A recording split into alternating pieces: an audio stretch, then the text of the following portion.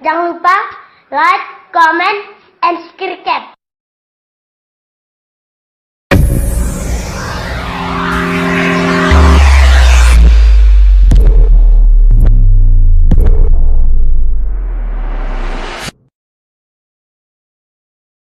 Assalamualaikum warahmatullahi wabarakatuh.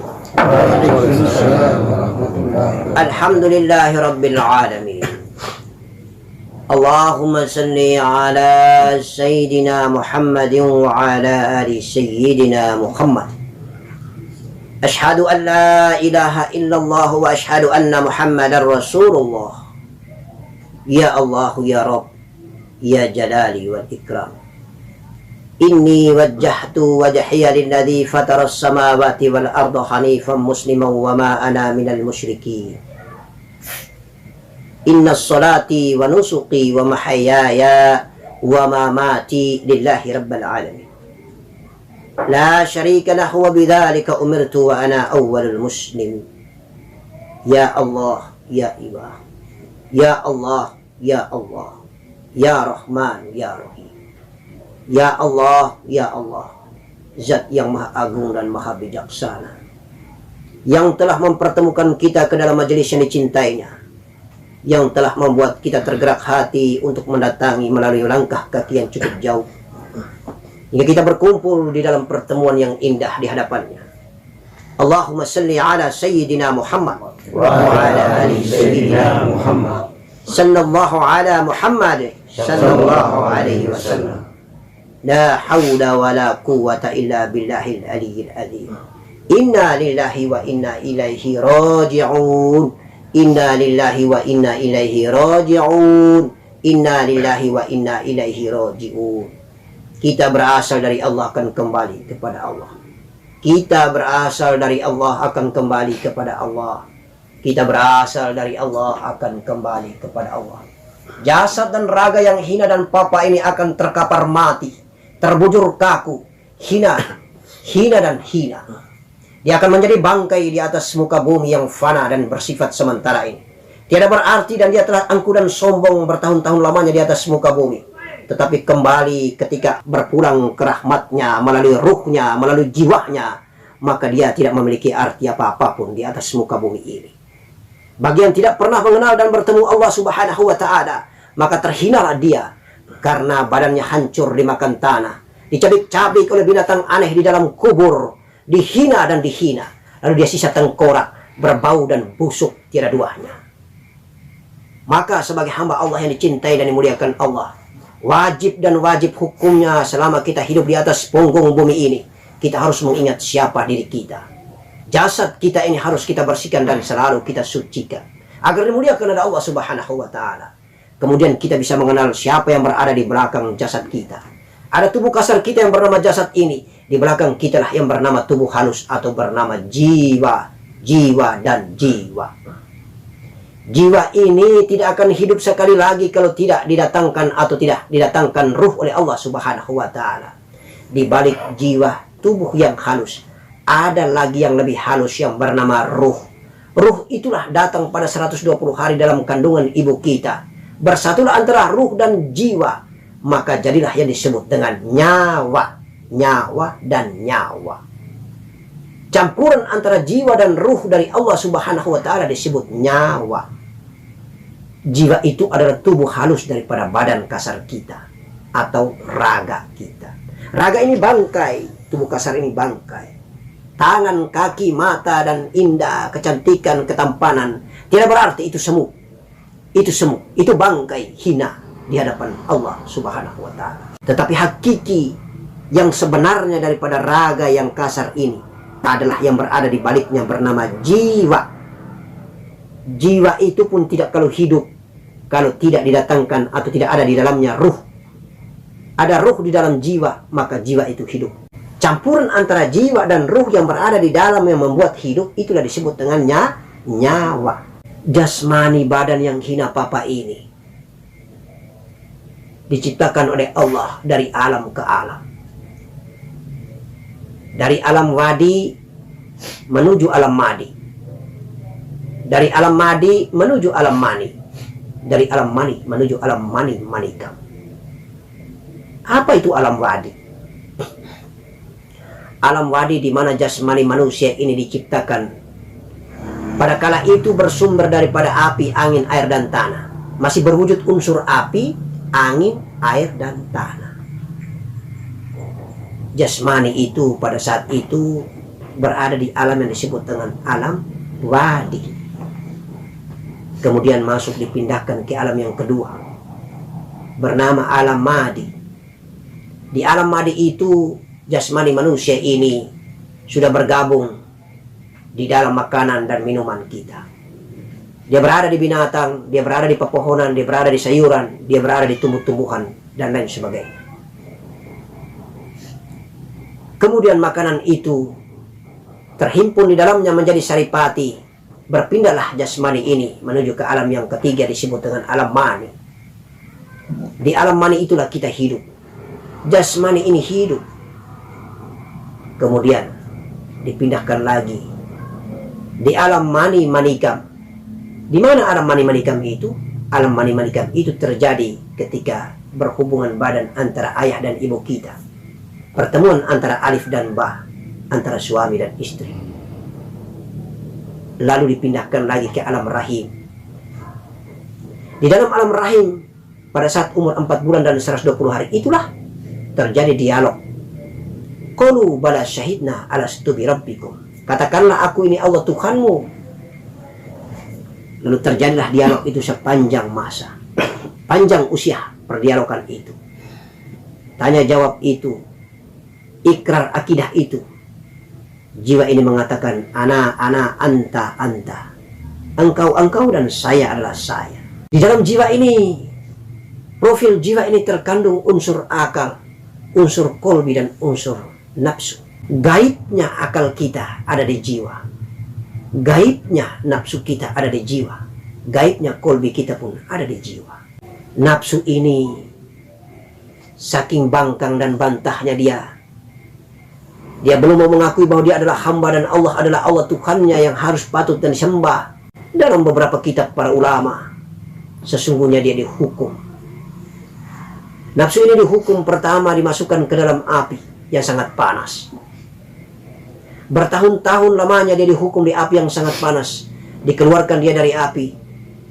Disuruh dikatakan qalu bala syahidna alastu bi rabbikum. Dia tidak pernah juga mau mengatakan. Ingkar terus. La dan la terus. Kemudian dihukum lagi yang kedua. Dilemparkan lagi di kampung, di tempat, di negeri yang sangat dingin. Lebih dingin daripada kutub utara. Namanya negeri Jamharira. Jamharira. Sangat dingin dan sangat dingin sekali. Tetapi tidak mampan juga bertahun-tahun lamanya. Dikeluarkan dari negeri Jamharira. Alam Jamharira. Tempat yang sangat dingin itu. Masih juga dia ingkar, tidak mau mengakui bahwa Allah itu adalah Allah, dia adalah hamba. Kemudian yang ketiga, Allah mengurung dia, penjarakan dia. Dengan cara tidak dikasih makan, tidak dikasih minum, nafsu ini. Kemudian dia mengemis-ngemis, menangis-nangis, merintih-rintih, minta dikeluarkan dia dari penjara. Karena tidak saking tidak tahannya dia dengan makan dan minum. Lapar dia. Langsung dia sujud kepada Allah. Mengakui, engkau adalah Tuhanku Allah subhanahu wa ta'ala yang pantas aku sembah dan aku sujud. Aku adalah hamba. Maka hakikat daripada nafsu ini, dia hanya ditaklukkan dengan makan dan minum. Dia hanya kalah karena lapar dan haus. Oleh karena itu indahnya di dalam negeri Islam ini. Di dalam kampung Islam ini. Di dalam ajaran agama Islam ini. Di dalam ajaran agama yang mulia diajarkan oleh baginda Nabi Muhammad sallallahu alaihi wasallam satu-satunya jalan untuk mengalahkan dan menaklukkan hawa nafsu kita adalah dengan berpuasa. Maka tidak mustahil kalau kita puasa kita lemah. Benar toh? Benar. Insya Allah. Kalau kita puasa kita lemah. Tidak mampu apa-apa. Tinggal ibadah yang kita jalan. Kusuk kita lakukan. Karena lapar dan haus. Itulah. Jadi hakikat ciptaan daripada jasad dan jasmani alias jiwa raga ini, itulah perjalanannya dari alam wadi, madi, mani, manika. Perjalanan ini membuat kita merenung bahwa badan kita ini yang di luar ini tidak ada artinya. Tidak usah kita terlalu mengkultuskan. Tidak usah kita terlalu sombong dan membanggakan di atas muka bumi ini, atas ketampanan dan kecantikannya. Tidak usah terlalu kita sombong dengan kecantikan kita. Tidak usah terlalu kita sombong dengan ketampanan kita. Tidak usah kita sombong karena kita terlalu kuat dan sakti mandraguna. Tidak usah kita sombong karena badan kita kekar dan besar. Tidak usah kita sombong karena di dalamnya kalau tidak ada jiwa, tidak ada ruh, tidak ada nur, tidak ada Allah, insya Allah dia mati dan terhina. Oleh karena itu, hanya sekilas saja jiwa itulah penentu segalanya daripada jasad ini. Dan jiwa akan mati kalau tidak ada ruh di dalamnya. Maka hadirin yang dimuliakan Allah Subhanahu wa ta'ala, kalau kita biasa tidur malam, kita mimpi, kita melihat sebagaimana diri kita berjalan, itulah jiwa kita. Kadang-kadang kita melihat jiwa kita makan, kadang-kadang kita melihat jiwa kita sekolah, kadang-kadang kita melihat jiwa kita ada melakukan aktivitas apapun. Karena memang di dalam profil jiwa yang gaib itu ada akal, ada nafsu, dan ada kolbinya. Itulah jiwa. Yang kita mimpi itu jiwa. Karena ada ruh di dalamnya, maka jiwa itu bisa hidup, berjalan, dan bergerak. Maka ruh bukan jiwa, jiwa bukan ruh. Ada badan raga, ada jiwa, ada ruh. Jiwalah yang biasa membentuk dirinya sebagaimana raganya, yang selalu kita lihat dalam mimpi kita. Yang selalu dalam tafakur kita melihat jiwa itu berjalan. Itulah jiwa, insya Allah. Sedangkan ruh sangat rahasia. Ruh tidak bisa berwujud, tidak berbentuk. Tetapi kalau dia ada pada profil dan wadah, maka hiduplah wadah itu. Tetapi ruh bukan Allah. Ruh adalah ciptaan Allah, karena ruh bersumber daripada Allah. Jadi tidak usah kita berbelit pikiran, tidak usah kita rumit dalam berpikir. Dalam profil kehidupan raga ini hanya ada 3 unsur itu saja. Paham ya? Badan raga, badan kasar yang di luar ini, kemudian halusnya badan kasar ini bernama jiwa, halusnya jiwa bernama ruh. Maka sering para ahli tasawuf mengatakan kalau mati badan kasarnya, hidup jiwanya. Mati jiwanya, hidup ruhnya. Paham? Iya. Itulah di dalam bahasa-bahasa tasawuf tradisional, bahasa-bahasa tasawuf daripada keluarga kita di kampung. Mereka mengatakan selalu ada 3 elemen besar.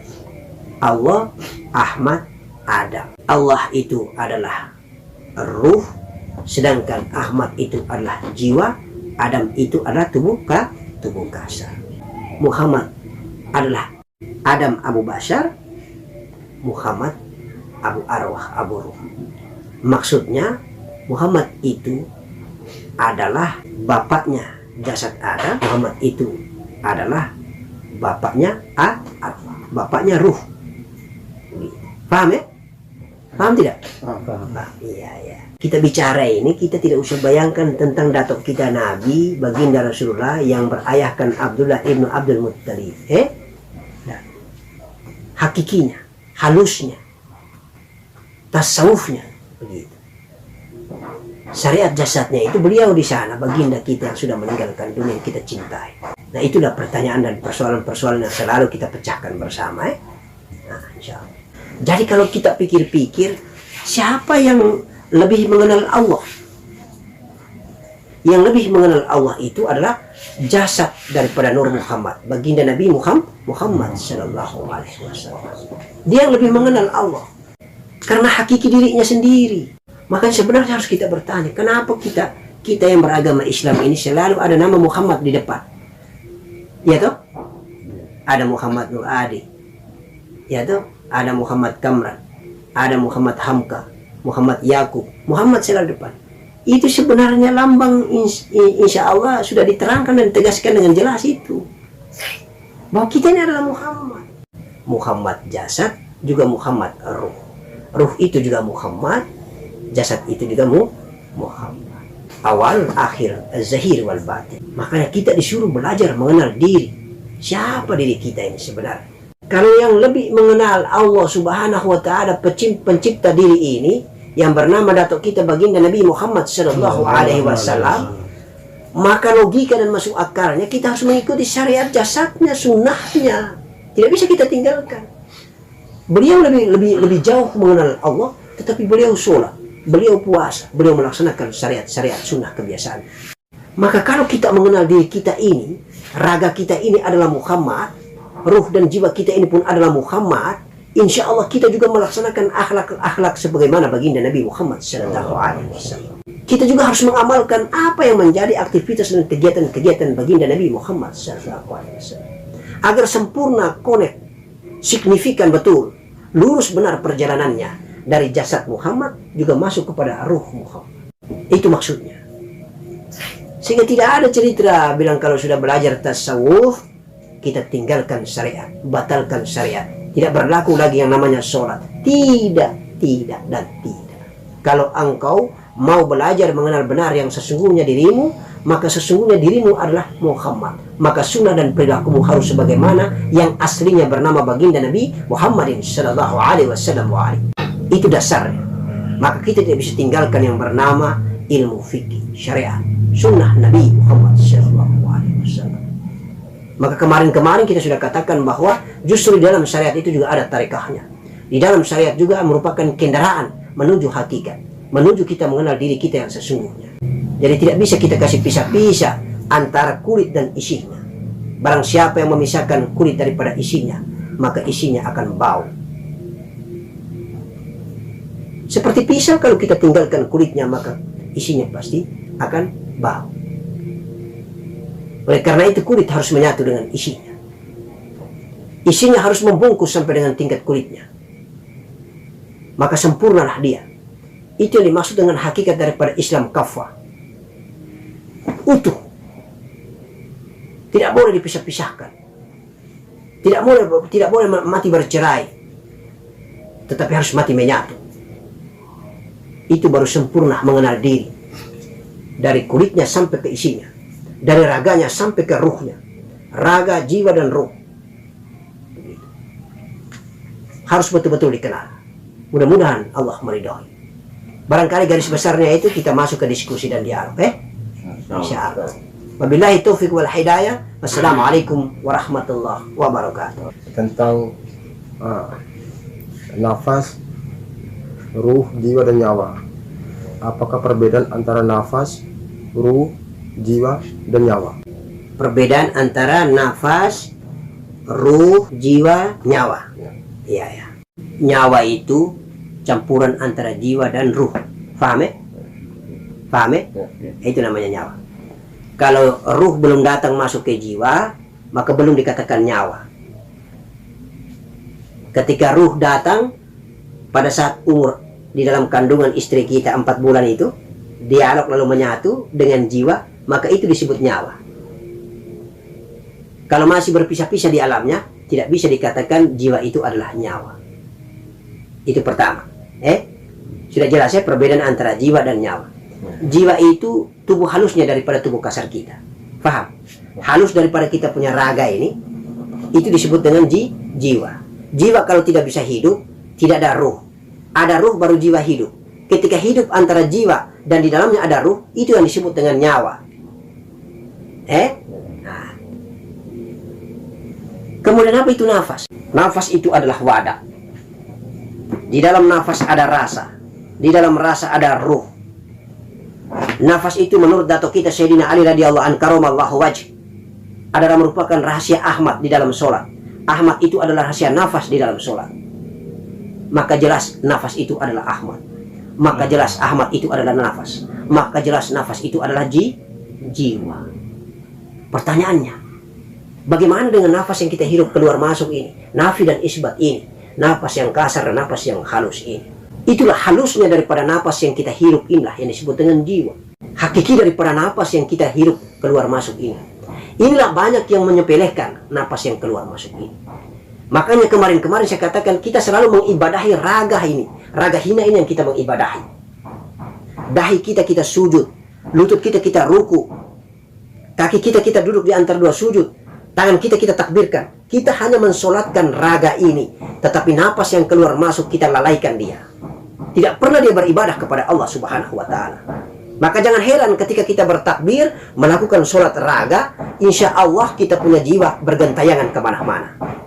Kita punya istri, pada saat sholat dia ingat kira-kira kompornya sudah dimatikan atau belum. Kita yang nelayan, pada saat sholat ingat ikan kita sudah jemur atau jemur dimakan anjing, dimakan binatang.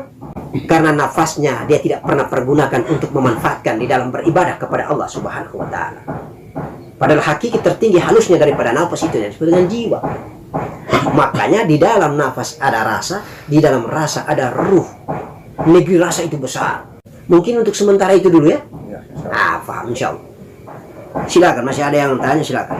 Kita kupas garis besar. Tanya supaya kita diskusi, maka kita tidak menjadi hamba Allah yang lalai di atas muka bumi ini. Sampai dengan kita mati kita lupa diri, kita tidak tahu diri, kita tidak pernah kenal dengan kita punya diri. Maka sepanjang kita hidup, kita selalu lupa diri dan tidak tahu diri. Siapa diri kita?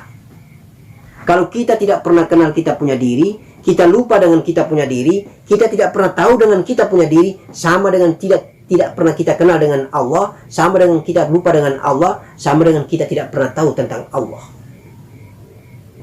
Karena Allah mengatakan barang siapa yang mengenal diri, maka dia mengenal Allah.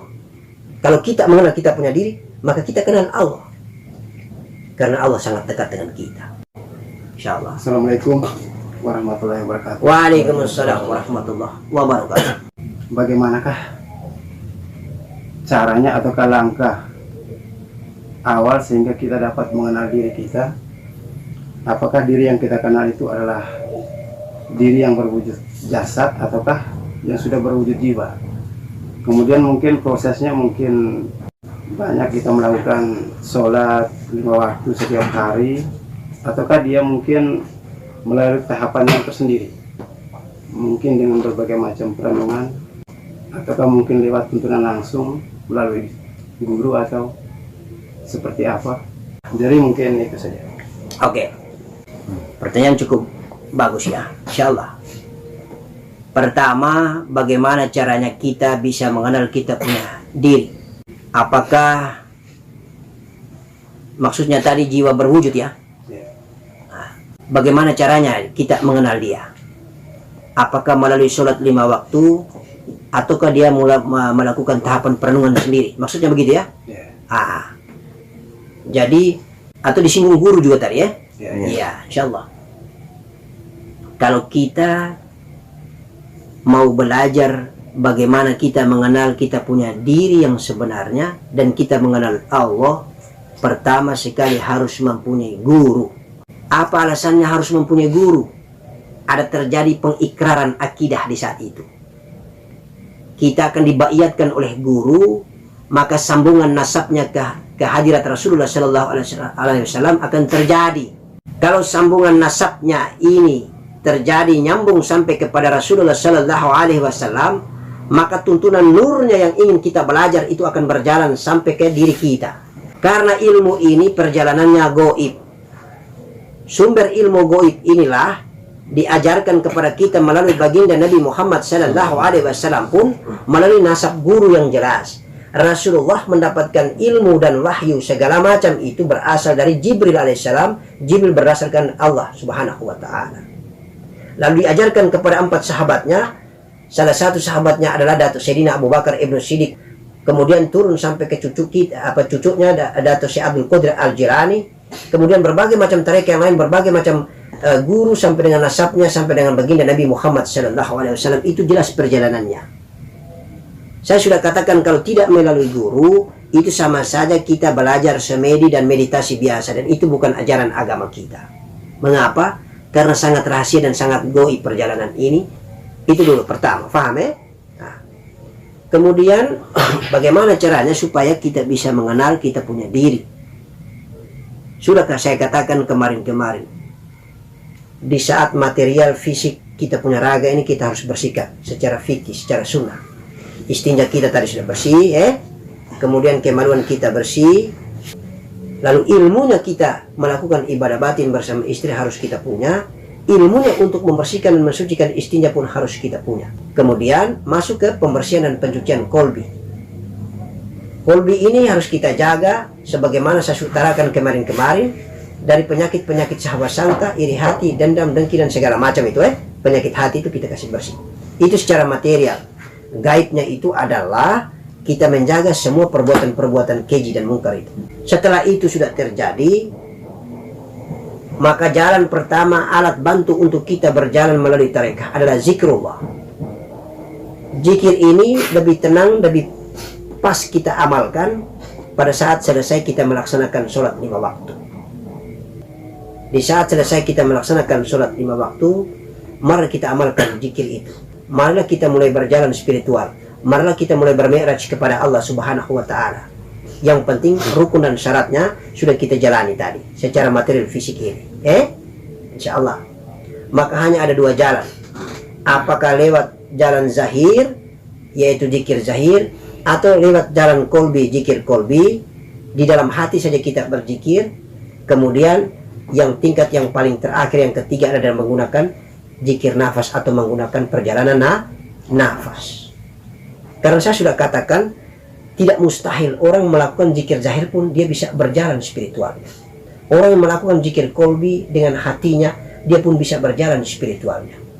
Sementara yang paling khasiat dan ampuh pada saat tingkat yang sangat dahsyat dan tinggi adalah orang yang menggunakan dengan tata cara nafasnya. Dan tuntunan bagaimana cara berzikir nafas, berzikir kolbi, berzikir zahir harus dituntun oleh seorang guru, mursyid yang mutabarak. Insya Allah seperti itu. Insya Allah perjalanan tahapan demi tahapan seperti itu. Yang penting kita dituntun baik oleh mursyid, oleh guru. Maka insya Allah kita tidak salah jalan. Karena hati-hati ketika kita jalan menuju Allah, banyak godaan dan banyak cobaannya. Insya Allah seperti itu. Karena kalau melalui guru dibayatkan, insya Allah ada Nur Muhammad. Barang siapa yang memiliki Nur Muhammad, maka tidak akan mampu diserupai oleh jin manapun juga. Itulah kekuatan dan dahsyatnya Nur Muhammad. Tetapi kalau kita belajar di pinggir jalan, kita hanya mendengar ceramah, kemudian pulang kita amalkan sendiri-sendiri, hati-hati. Karena dasar pondasi kita masih kotor, jangan sampai iblis menyertainya. Oleh karena itu, syaratnya kita masuk, pertama harus kita bertobat. Kita beristighfar sebanyak mungkin. Kita harus mandi tobat. Kita melaksanakan pertobatan yang betul-betul tobatan nasuha. Dalam rangka untuk membersihkan semua yang bernama nafsu bersama hawa, yang bernama iblis, itu kita basmi semua. Semua godaan-godaan itu kita lalui, kita lewati, kemudian perjalanan seperti tol jalan itu oleh ruh, oleh jiwa kita. Maka sering dikatakan mati jasad hidup jiwa, mati jiwa hidup ruh. Kalau sudah masuk ke area ruh, insya Allah aman sudah. Hanya pelaku itu yang tahu dia bertemu Allah atau belum, dia makrifat atau belum, dia sudah mengenal atau belum, dia sudah berakrab-akraban dengan Allah atau belum. Insya Allah seperti itu. Untuk sementara itu dulu. Masya Allah. Assalamualaikum warahmatullahi wabarakatuh. Waalaikumsalam warahmatullahi wabarakatuh. Allahumma salli ala Sayyidina Muhammad wa ala Sayyidina Muhammad. Insyaallah. Ini saya kutip kembali seperti apa yang saudara kita sampaikan tadi, pertanyaan tadi tentang apabila kita mengenal diri maka kita akan mengenal Allah. Lalu ada sebuah bahasa tasawuf yang mengatakan bahwa barang siapa mengenal diri maka dia akan mengenal Allah. Barang siapa mengenal Allah maka dia tiada atau binasa. Yang saya mau tanyakan, kata tiada atau binasa ini apakah jasad yang binasa atau tiada, ataukah jiwa yang tiada? Itu yang saya tanyakan. Terima kasih. Jadi itu kembali lagi pertanyaannya. Jawabannya sebenarnya sudah dijawab tadi, sudah dijelaskan tadi secara garis besar. Mati jasad, hidup jiwa. Mati jiwa, hidup ruh. Paham ya? Jadi kalau mau bertemu dengan Allah syaratnya harus mati. Tidak ada orang bertemu Allah dalam keadaan sadar. Sadar raganya, sadar jiwanya. Itu namanya tempo. Itu namanya tidak sopan. Syaratnya bertemu Allah itu harus mati, hancur, nada cerita. Mati tabi'i kah? Mati hisi kah? Mati maknawi kah? Atau mati suri? Tidak ada ceritanya dia mau ketemu dengan Allah dalam keadaan sadar. Tidak mampu. Walau anna Qur'ana suyirat bihil jibalu aw quti'at bil ardi aw kulima bil mauta balillahil amru jami'ah. Di dalam surat Ar-Ra'd. Quran ciptaannya saja, kalamnya saja ketika dibaca, gunung pun bisa berjalan. Mayat ini pun bisa hidup kembali. apalagi pencipta Allah Subhanahu wa Ta'ala. Jadi tidak ada ceritanya dia hidup, mati, binasa. Begitu. Ketika mau bertemu dengan jiwa, badan ini mati. Entah mati tabi'i atau mati hisi. Kemudian jiwa ini kalau mau bertemu dengan ruh, jiwa ini juga mati. Kalau sudah masuk area ruh, maka itu sudah masuk negerinya Allah, masuk areanya Allah. Sudah rahasia Allah di dalam rahasia hamba di dalam rahasia Allah. Maka mati pula jiwa itu, binasa. Sampai dengan dia tidak pernah merasakan adanya rasa, itu makrifat bertemu Allah. Tapi kalau masih merasakan adanya rasa, bukan bertemu Allah. Hati-hati. Karena ada 3 wilayah. Jadi kita punya raga ini, perhatikan baik-baik. Ada satu kalimat dalam ilmu tasawuf, Allahu Allah, Allahu Ahmad, Allahu Adam. Faham itu Ya. Nah, itu areanya di tubuh kita masing-masing. Satu di bagian kepala itu Allahu Allah. Yang di bagian dada Allahu Ahmad, yang di bagian perut ke bawah Allahu Adam. Apa maknanya? Allah di bagian kepala. Sumber asal muasal ciptaan ruh. Ruh ini pertama berasal dari zat Allah Subhanahu wa Ta'ala. Dia berada di alam negeri zat Allah Subhanahu wa Ta'ala. Ketika dia berasal dari zatnya Allah, dia pindah ke alam yang kedua, dia masuk ke negeri sifatnya Allah. Kemudian ruh ini dari negeri sifat, dia menuju yang ketiga yang bernama negeri nurnya Allah Subhanahu wa Ta'ala. Di alam nur, kemudian dia berpindah, ruh ini dipindahkan lagi menuju ke alam kalam Allah, firman Allah, alam kalamnya Allah Subhanahu wa Ta'ala. Kemudian yang terakhir mentok di negeri akal, alam akilah. Faham? Ada 5 nih. Berasal dia dari zat, kemudian ke sifat, kemudian ke nur, kemudian ke kalam, kemudian ke akal. Ini wilayah Allahu Allah. Mengapa saya katakan ini adalah wilayah Allahu Allah, wilayah di bagian kepala ini? Karena ketika dia berada di negeri akal, dia kembali lagi menyatu ke zatnya Allah. Ini ruh belum bisa berdiri sendiri. Dia masih di dalam kawasan negeri Allah Subhanahu wa Ta'ala, kawasan zat yang menciptakannya. Faham? Sudah paham ya? Ya. Jadi pertama tadi wilayah Allahu Allah itu dari zat. Allah ini zat. Kemudian menghasilkan ruh. Ruh ini dipindahkan ke alam yang kedua namanya sifat. Kemudian dipindah ke alam yang ketiga namanya nur, alam nur, nurullah. Kemudian dipindahkan alam yang keempat namanya kalamullah, kalam. Kemudian yang terakhir mentok di alam akilah, alam akal. Lalu dia menyatu kembali ke zat, kembali ke awalnya lagi, ke zat Allah. Faham ya? Nah, maka 5 alam ini disebut wilayah Allahu Allah dan berada di posisi tubuh kita ini di bagian kepala ini. Sehingga dia menjadi sifat Allah, menjadi fikir Allah, menjadi pikiran Allah, akal Allah. Begitu. Di dalamnya ada nur fuadi. Orang yang kalau betul-betul dia sudah menjadi fikir Allah, maka luar biasa dahsyatnya. Sebelum orang bertanya dia sudah tahu jawabannya. Itulah buta huruf umi kita, baginda Nabi Muhammad sallallahu alaihi wasallam yang umi, yang buta huruf tetapi mampu menghafal 6.666 ayat.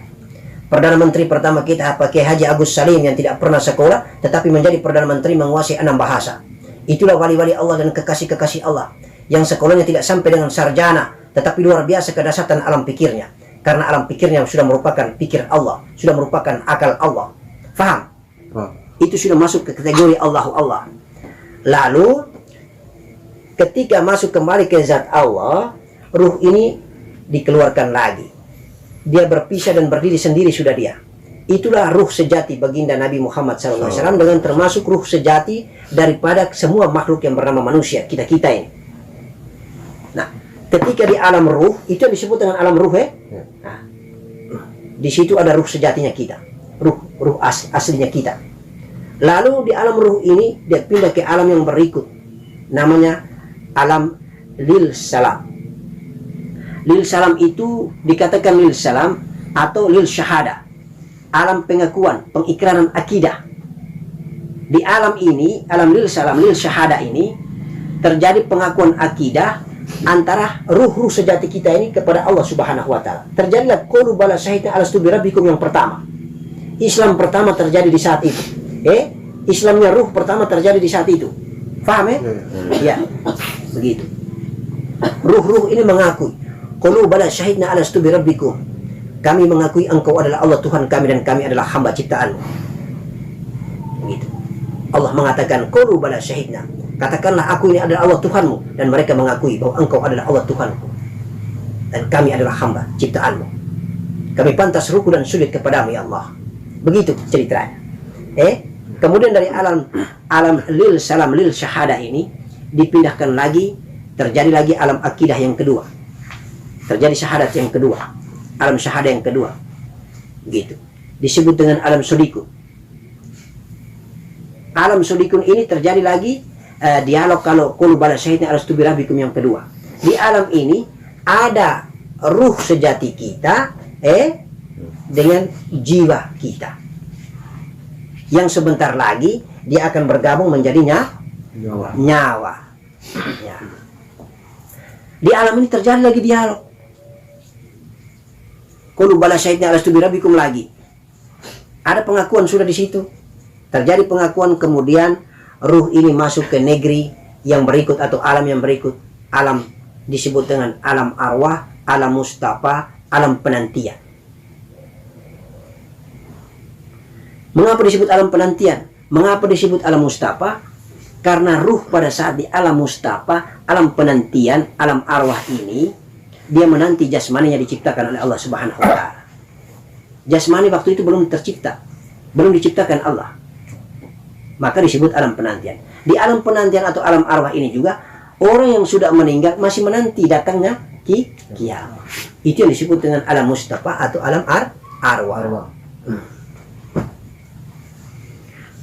Lalu masuk berikut etapa yang berikut adalah, jadi mulai dari alam ruh lil salam sodikun, itu areanya Allahu Ahmad. Mulai alam ruh lil salam sodikun, alam ruh, alam syahada, syahada lil salam, syahada sodikun. Lalu dipending di alam penantian namanya alam mustafa, sambil menanti terciptanya jasad manusia atau Allahu Adam. Allah Adam, paham ya? Jadi Allah tadi ada lima alam. Alam zat, alam sifat, alam nur, alam kalam, alam akal. Masuk ke Allah Ahmad ada alam ruh, alam lil syahada atau lil salam, dan alam sodikun. Mengapa dikatakan ini Allah Ahmad? Disitulah terjadi kita punya ruh sejati berdialog dengan Allah Subhanahu wa taala atau bersyahadah dengan Allah, bersaksi kepada Allah. Kemudian masuk di pending di alam penantian, masih menanti terciptanya jasad, masuk ke Allah Adam. Di Allah Adam itulah yang sebagaimana yang saya dakwah tadi. Mulai dari alam wadi, alam madi, alam mani, alam mani manika. Jasmani itu awalnya dari unsur api, angin, air, tanah, itu disebut alam wadi. Kemudian berpindah dia ke binatang, ke hewan-hewan, ke makanan-makanan, pohon dan sayur-sayuran, semua disebut dengan alam madi. Lalu jasmani itu dipindahkan lagi ke alam mani. Lalu dipindahkan lagi mani manikam. Di mani manikam itulah terjadi hubungan suami istri. Lalu masuk ke alam rahim. Di dalam alam rahim, umur 4 bulan 120 hari, dialog terjadi lagi. Qalu bala syahidna alastu birabbikum. Islam itu terjadi lagi. Jadi Islam kita ini sejak di alam ruh, alam syahada, alam lil salam tadi, alam sodikum tadi, kemudian masuk ke alam jasmani. Begitu. Lalu lahir lagi ke muka bumi, ke dunia, insya Allah kita disyahadatkan, diazankan dan dikomatkan lagi. Islam lagi. Besar kita di hitam, insya Allah di kita Islam, kita disyahadatkan lagi. Jadi kita Islam berulang-ulang. Tetapi ada juga manusia yang Islamnya dia tidak sadari. Orang mengatakan, sejak kapan kau Islam? Sejak saya dilahirkan. Begitu. Tergantung orang tuanya. Kalau dia bikin pada saat dalam keadaan tidak jelas, tidak beragama Islam, artinya tidak bersyahadat, tidak menyebut nama Allah, maka tidak Islam. Di alam mani itu dia Islam, tetapi ketika mani menikamnya tidak Islam, karena perbuatannya tidak berdasarkan sunnah Nabi, ajaran ilmu agama, ikuti kemauan nafsunya saja. Begitu. Saya berpikir untuk sementara itu dulu ya. Saya pikir jawabannya jelas itu. Jadi kita tahu persis itu. Itulah Allahu Allah, Allahu Ahmad, Allahu Adam. Apa itu zikir Allahu Allah, Allahu Ahmad, Allahu Adam? Itulah terjemahan daripada Alif Allah, Alif Ahmad, Alif Adam. Nur Alif Allah, Nur Alif Ahmad, Nur Alif Adam. Yang kalau kita belajar tasawuf, huruf alif yang tidak ada fathah, tidak ada kasrah. 3 alif yang sejajar bersama, bertengger bersama. Yang kalau kita punya kampung di negeri kita, di kampung halaman kita di Indonesia bagian timur, rata-rata sering menggunakan ilmu, lalu terakhirnya mereka menyebut A, I, U. Tapi mereka tidak paham A, I, U itu apa. Itulah Allahu Allah, Allahu Ahmad, Allahu Adam. Di mana posisinya di kita punya tubuh? Belajar, berguru, baru kita tahu persis di mana Allah, di mana Allahu Ahmad, di mana Allahu Adam. Bagaimana teknis penempatannya dan bagaimana cara melakukan dan mengamalkannya. Insyaallah. Oke, Allahumma salli ala Sayyidina Muhammad wa ala ali Sayyidina Muhammad. Silakan, lanjut. Masih ada? Tanya saja. Insyaallah, seperti itu Apakah orang meninggal langsung kembali ke Allah? Jadi, kalau orang meninggal apakah langsung kembali ke Allah? Tidak. Ruh manusia ini merasakan catatan syariat, yang satu ditempatkan ilin, yang satu ditempatkan sijin. Ruh yang bagus itu ditempatkan ke ilin, ruh yang tidak bagus ditempatkan ke alam sijin. Tetapi ceritanya begini, kalau orang mau langsung bertemu dengan Allah Subhanahu wa Ta'ala, itu adalah kekasih Allah, termasuk wali-wali Allah, termasuk para nabi-nabi Allah Subhanahu wa Ta'ala. Itu yang disebut meninggal langsung bertemu Allah, meninggal langsung di alamnya Allah, meninggal langsung di negerinya Allah. Pantaslah dia disebut meninggal di sisi Allah Subhanahu wa Ta'ala. Tetapi kalau kita makhluk manusia biasa yang tidak pernah belajar mengenal diri, insya Allah kita tidak langsung. Kita akan lewat di alam barzah, kita diperiksa oleh Allah Subhanahu wa Ta'ala melalui malaikat munkar wa nakir. Insya Allah seperti itu. Karena kita datang dalam keadaan bukan lagi menjadi manusia bercahaya, manusia yang padam cahaya, tidak ada cahayanya lagi. Bagaimana mungkin kita mau langsung bertemu Allah Subhanahu wa Ta'ala? Sepanjang hidup pun kita tidak pernah mengenal siapa Tuhan kita, tidak pernah mengenal siapa diri kita. Oleh karena itu, maka tidak pantas kita mati langsung bertemu Allah Subhanahu wa Ta'ala. Hanya orang-orang tertentu yang dikasihi Allah Subhanahu wa Ta'ala yang langsung bertemu Allah Subhanahu wa Ta'ala. Faham? Paham ya?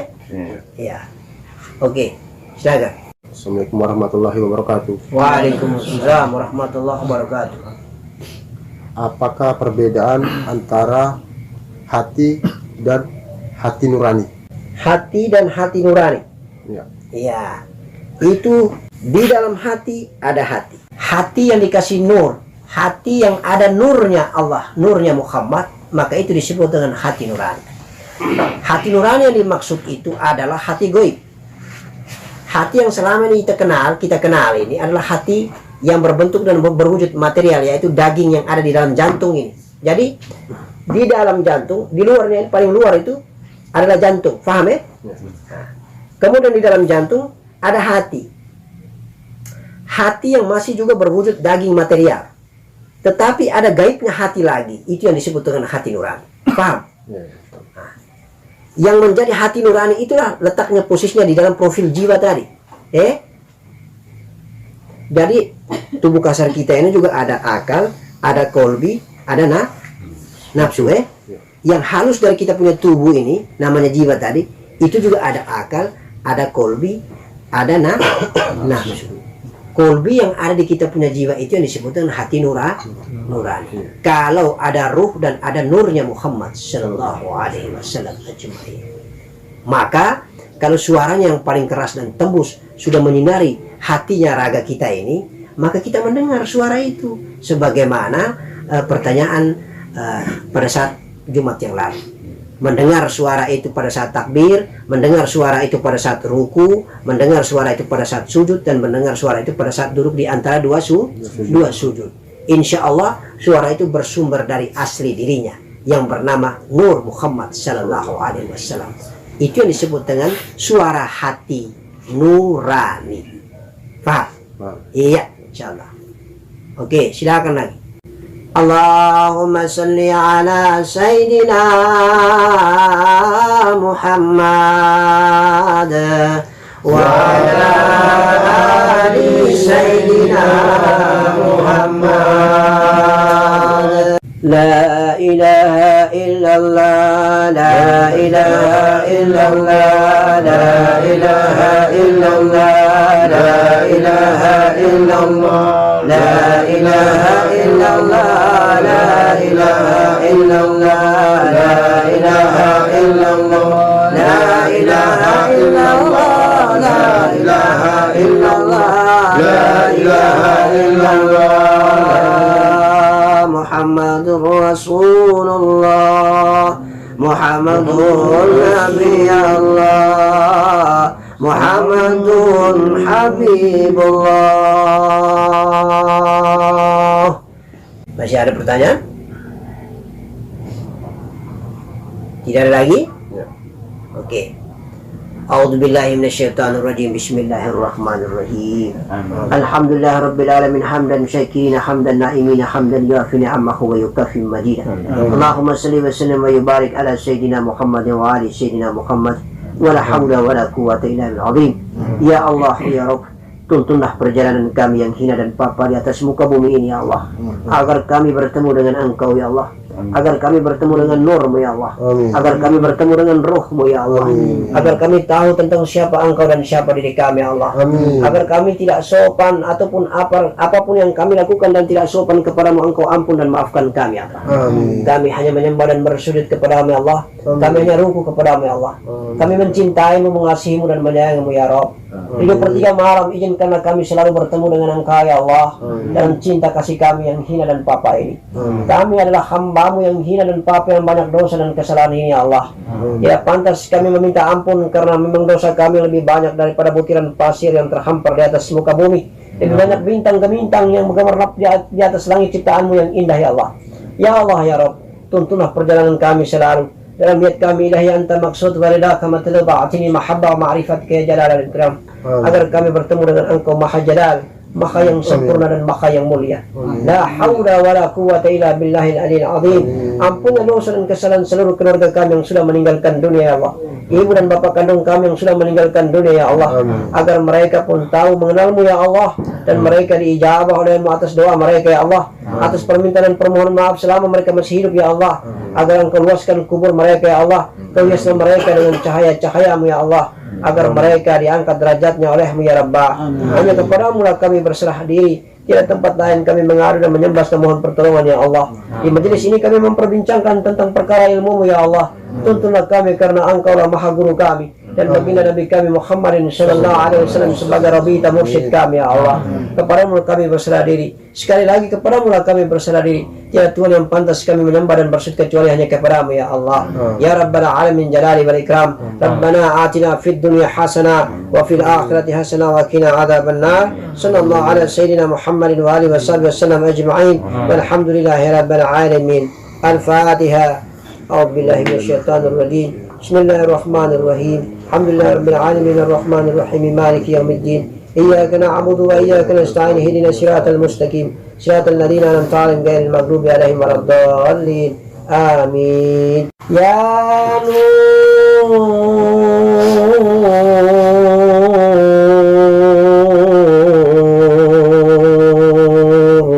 يا نور